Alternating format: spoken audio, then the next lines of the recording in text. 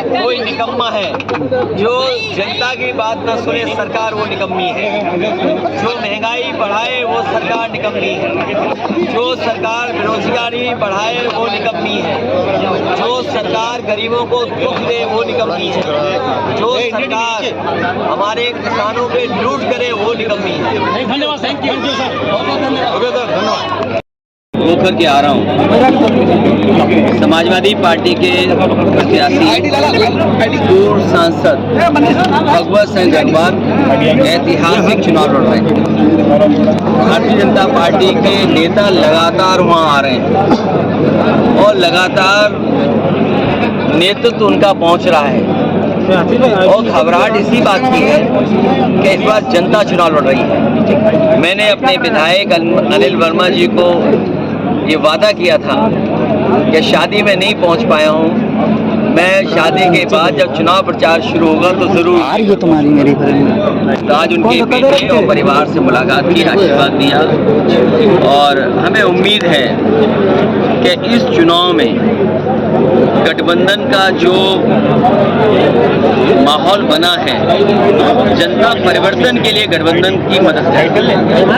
हमारे प्रत्याशी गठबंधन के साथ जनता है और इसकी घबराहट आपको दिखाई दे रही होगी। जो बुनियादी सवाल हैं महंगाई के, बेरोजगारी के, किसान की आय दोगुनी के और जिस तरीके से जनता त्रस्त है, उन सवालों का जवाब कोई नहीं दे पा रहा है। उन सवालों का जवाब उनके पास नहीं है। जो इलेक्टोरल बॉन्ड में जिस तरीके से पैसे का लेन देन हुआ है, सरकार की पोल खुल गई है। इसीलिए मैंने एक एक कार्यकर्ता से अपील की है, घर घर जाएं और भारतीय जनता पार्टी की लूट और झूठ की बात बताएं कि इन्होंने 10 साल में कितना जनता से झूठ बोला है और किस तरीके से लूट हुई है। ये जो इलेक्टोरल बॉन्ड है, इसी की वजह से महंगाई है और इससे बड़ा भ्रष्टाचार क्या हो सकता है कि सुप्रीम कोर्ट के जज ये कह रहे हैं कि नोटबंदी सबसे बड़ा भ्रष्टाचार था, जो एक सिस्टमेटिक चीज थी ब्लैक को व्हाइट करने की। अगर आप याद करें, इसी सीतापुर में जब मैं विधानसभा के चुनाव में आया था तो मैंने कहा था रुपया काला सफेद नहीं होता, हमारा आपका लेन देन काला सफेद होता है। बीजेपी ने जनता से कहा कि रुपया काला सफेद होता है। आज बताओ भ्रष्टाचार कितना है, पहले से ज्यादा बढ़ गया और इनके लोग पकड़े जा रहे हैं उसमें। क्या बीजेपी के पास इलेक्टोरल बॉन्ड का कोई जवाब है? कोई जवाब बीजेपी के पास नहीं है। फिर इतने पेपर लीक हुए हैं, जहां लीक हो रहे हैं और बीजेपी की सरकार है। हरियाणा में जहां पेपर लीक हुआ बीजेपी की सरकार थी, आज जो पकड़े जा रहे हैं वो बीजेपी के हैं। नियत ये है कि इन्हें नौकरी न देना पड़ेगी, नौकरी देनी पड़ेगी तो आरक्षण देना पड़ेगा। ये आरक्षण की वजह से और नौकरी की वजह से नौजवानों का भविष्य अंधकार में डाल रहे हैं। जो लोग अग्निवीर जैसी व्यवस्था लाए हैं, क्या कल पुलिस में नहीं ला सकते ये लोग? कल पुलिस में ले आए तो क्या करेगी जनता? इसलिए हमें सावधान रहना पड़ेगा। जहां मतदान करने की अपील कर रहे हैं, वहीं सावधान होने की भी जनता से अपील कर रहे हैं। अखिलेश जी कन्नौज कब जा रहे हैं? अखिलेश जी कन्नौज कब जा रहे हैं? कन्नौज कब जा रहे हैं?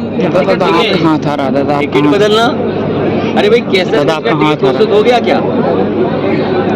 भाई भारतीय जनता पार्टी अपना कैसेगंज क्या तो करें घोषित। और जिस लोकसभा से मैं आया हूँ, दिल सांसद में नहीं लगेगा।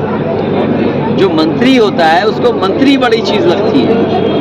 कोई सड़क का मंत्री हो और सांसद बनना चाहेगा, तभी तो उनके मुंह से क्या निकल रहा है, हम बम्बई बना देंगे। अरे भाई बम्बई बना दोगे, बम्बई में क्या बना दोगे? तो ये घबराए लोग हैं जिनके पास कोई जवाब नहीं है। क्या किसान की आय दोगुनी की गारंटी है? नौजवानों को नौकरी देने की गारंटी, इसलिए लखीमपुर हो और हमारे सीतापुर के गठबंधन के प्रत्याशी सब जीतने जा रहे हैं। हमें उम्मीद है आप अखिलेश जी कन्नौज कन्नौज कब जा रहे हैं? पार्टी के कन्नौज समाजवादी पार्टी जीतेगी और कन्नौज ऐतिहासिक वोटों से जीतेगी। आप कब जा रहे हैं सर? वो फैसला भी बहुत जल्दी हो जाएगा। प्रदेश सरकार के मंत्री ओम प्रकाश राजभर ने कहा है कि मेरे साथ मेडिकल लूट हुई है। प्रदेश सरकार के मंत्री हैं ओम प्रकाश राजभर, जिन्होंने कहा है मेरे साथ मेडिकल लूट हुई। बताइए, मेदांता में उनकी मां भर्ती थी और वहां उनसे मुझे दुख है इस बात का, उनकी माता जी का स्वर्गवास हुआ है। मैं आपके माध्यम से जहां भगवान से ये प्रार्थना करता हूं कि उस परिवार में मंत्री जी और उनके सभी परिवार के सदस्य को भगवान इतनी हिम्मत दे, साहस दे कि दुख की घड़ी में दुख सहन कर सके।